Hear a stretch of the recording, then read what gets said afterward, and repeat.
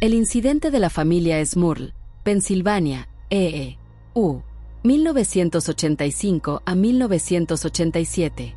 La historia de la familia Smurl es uno de los casos de supuesta posesión y actividad paranormal más documentados de la década de 1980.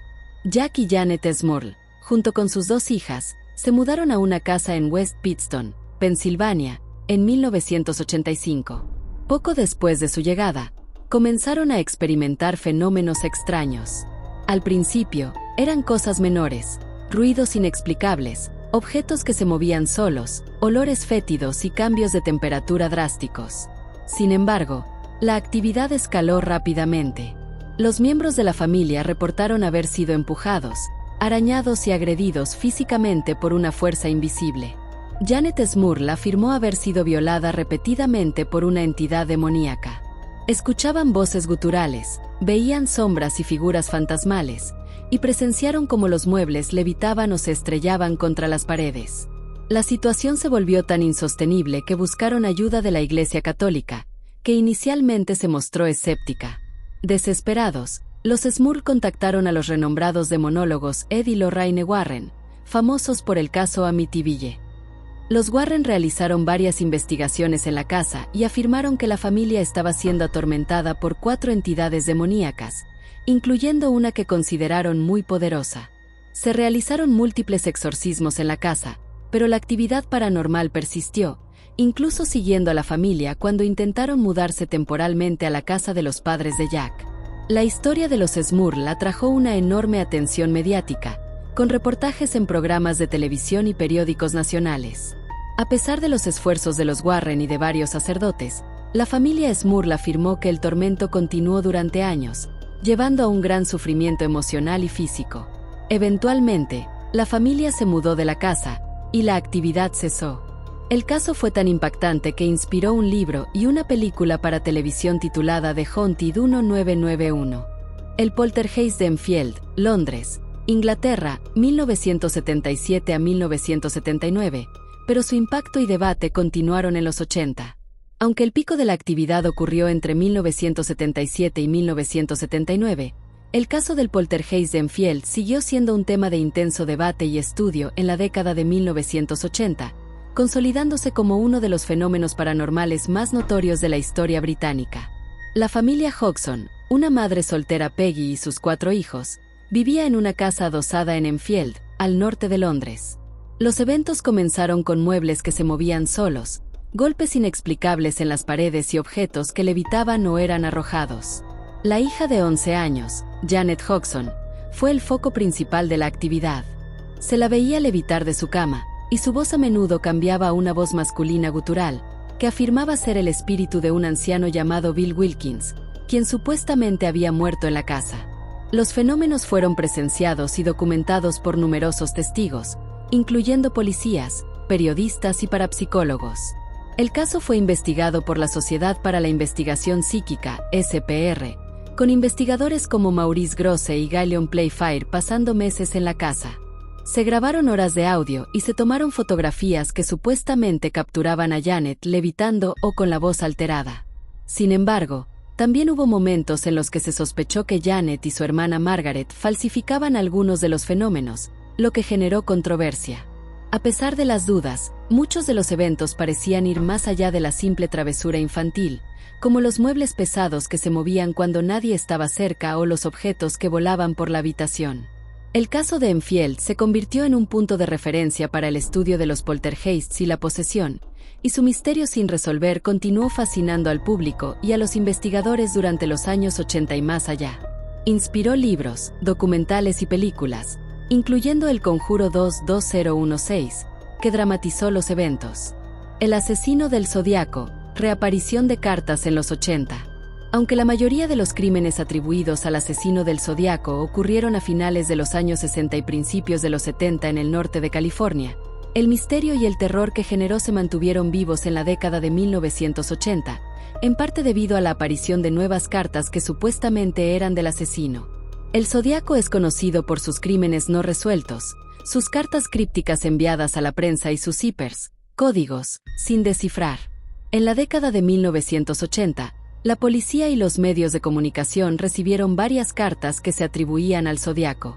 Aunque la autenticidad de estas cartas es muy debatida y muchas fueron consideradas falsificaciones, su aparición reavivó el miedo y la fascinación por el asesino.